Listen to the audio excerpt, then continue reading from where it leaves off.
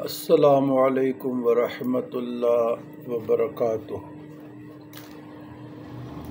اللہم صلی علی سیدنا محمد وعلی آل سیدنا محمد وبارک وسلم۔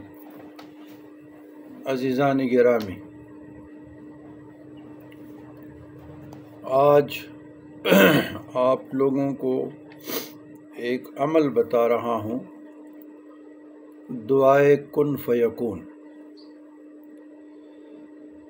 دعائے کن فیکون ایک بیوروکریٹ گزرے ہیں، قدرت اللہ شہاب، جو اویسی تھے، اور اس کی نصف زندگی پر محیط تجربات، مشاہدات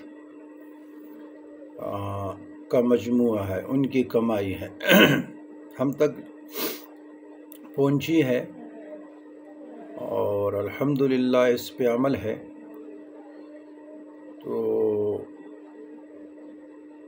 بعد حمد الہی کے، یعنی آپ لوگ وضو کریں، 2 رکعت صلاۃ حاجات یا صلاۃ توبہ، صلاۃ شکریہ، شکر کے لیے پڑھتے ہیں، حاجات کے لیے پڑھتے ہیں، مشکلات کے لیے پڑھتے ہیں، یا توبہ کے لیے پڑھتے ہیں، جس نیت سے آپ پڑھتے ہیں اس کے لیے 2 رکعت نوافل پڑھیں۔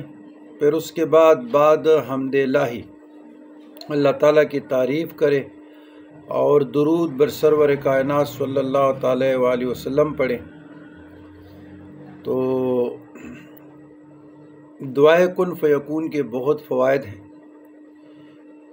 دعائے کن فیکون دفع بلیات کے لیے، مہمات کے لیے، مشکلات کے لیے، حاجات کے لیے، امراض کے لیے، رفع حاجات کے لیے، فیوزات کے لیے، برکات کے لیے، فتوحات کے لیے، ایصال ثواب کے لیے، ارواح طیبات یعنی اپنے مردگان کو ثواب کے لیے بھی پڑھا جاتا ہے، اور آپ لوگ پڑھ سکتے ہیں صرف 1 مرتبہ وہ دعا پڑھیں۔ اچھا، دعائے کن فیکون کہاں سے ملے گا؟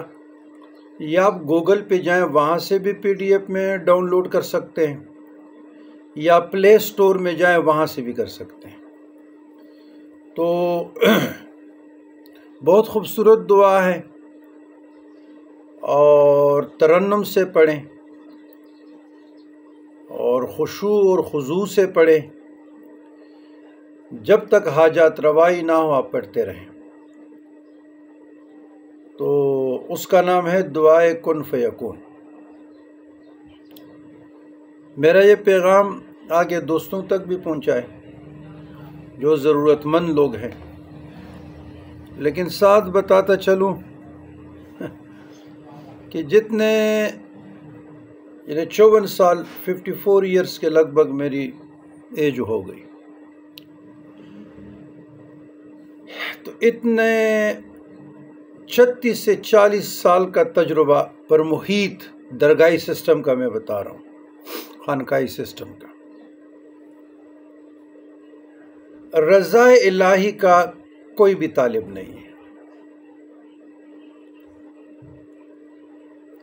اکثر خواتین جی پلانے کے ساتھ میری شادی ہو جائے، پلانا مجھ سے روٹ گیا، اور لڑکوں کا بھی یہ حال ہے۔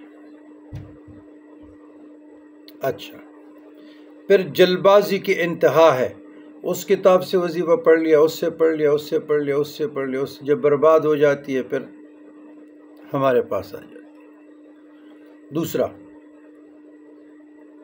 جتنے بھی واٹس ایپ، جتنے بھی میسج، جتنے بھی آ رہے ہیں، پڑھتے نہیں ہیں، چسکے لیتے ہیں، اور دنیا میں تو ٹھیک ہے، ضروریات زندگی کے لیے دنیا بھی ضروری ہے، لیکن فکر آخرت بھی۔ یعنی آپ یہ کریں کہ کسی نے مجھے یہ نہیں کہا کہ شاہ صاحب جو قرب الہی ہے، قرب خداوندی ہے، جس راستے سے آپ لوگ سفر کر رہے ہیں یا سفر کر گئے، تو جس طرح اوراد چشتیہ کیا ہے، اوراد قادریہ کیا ہے، اوراد نقشبندیہ کیا ہے، اوراد سروردیہ کیا ہے، اوراد شاذلیہ کیا ہے، اوراد رفاعیہ کیا ہے، ان کے اوراد کیا ہے، اسباق، اسپیسک اسباق بھی ہوتی ہے نا، ان کے مراقبات کیا ہے، ان کے مناجات کیا ہے جو روحانیت کے لیے پڑھے جاتے ہیں۔ اور ساتھ بتاتے چلوں کہ ہمارے کم 1-2 آدمی میرے نظر میں ہیں کہ ان کو سرٹیفکیٹ لینے کا چسکا ہے، ادھر سے لے لیا، ادھر سے لے لیا، ادھر سے لے لیا، ادھر سے لے لیا۔ وہ بندے خدا، آپ جب اتنی خلافتوں کو ڈیر لگا لیتے ہیں اور پڑھتے نہیں ہیں، مجاہدہ نہیں کرتے، تو باپ ایک ہوتا ہے یا ایک وقت میں 40 باپ ہوتے ہیں؟ تو میں نے اپنے آدمی سے سوال کیا تو اس کے جواب سے میں مطمئن نہیں ہوا۔ تو وہ سمجھ رہے ہوں گے کہ جو ہمیں سرٹیفکیٹ باندھتے ہیں تو یہ پیر غلام علی شاہ بھی اس کیٹیگری میں ہوگا، دعویٰ تو کوئی نہیں۔ لیکن الحمدللہ میرے والدین صاحبین کریمین، میرے مشائخ عظام، میرے اساتذہ کرام، میرے پیران عظام رحم اللہ اجمعین، اور ان کی جوتوں کا صدقہ ہے یہ سینہ میرا آباد ہے، الحمدللہ ثم الحمدللہ۔ الحمدللہ الذی بعزتہ وجلالہ تتم الصالحات، الحمدللہ الذی بنعمتی تتم الصالحات۔ کوئی یہ نہ سمجھے کہ ہم سے سرٹیفکیٹ لے لے اور ہم ناخبر ہے، کوئی یہ نہ سمجھے کہ جو ہماری درگاہ پہ دبہ بن جائے، داغ بن جائے۔ میں الحمدللہ فقیر اللہ ہوں، درویش مصطفیٰ صلی اللہ علیہ وسلم ہوں۔ جب کعبۃ اللہ پہ ہماری نظر پڑی، بہت سالوں پہلو کی بات ہے، تو روایت میں آتے علماء بھی فرماتے ہیں کہ جس کی بھی پہلی نظر پڑے، جو کچھ بھی اللہ سے مانگے وہ عطا کرتے ہیں۔ جب ہماری نظر پڑی تو ہم نے، مجھے اچھی طریقے سے یاد ہے کہ بزمزمت فی الیۃ اللہم انی اسألک علما نافعا ورزقا واسعا وشفاء من کل داء، لیکن میں نے درود تنجینہ کے ساتھ دعا کی تھی کہ یا اللہ مجھے فقر سے آراستہ کرے، مجھے درویشی سے آراستہ کرے، اور آج کل جو پیر ہیں یا اللہ اس سے مجھے دور رکھے۔ میری اجابت دعا کی تھی، پھر کعبۃ اللہ تھا، پھر مسافر تھے، ہم تھکے ہوئے تھے، اللہ نے میری دعا قبول کی ہے۔ ہمارا اپنا حال ہے، اس کے مطابق چل رہے ہیں۔ کوئی ہمارا پیغام قبول کرتے کر لیں، کوئی نہیں کرتے نہ کریں، لیکن ادھر بیت کر لیا، ادھر بیت کر لیا، ادھر بیت کی معنی کیا ہے؟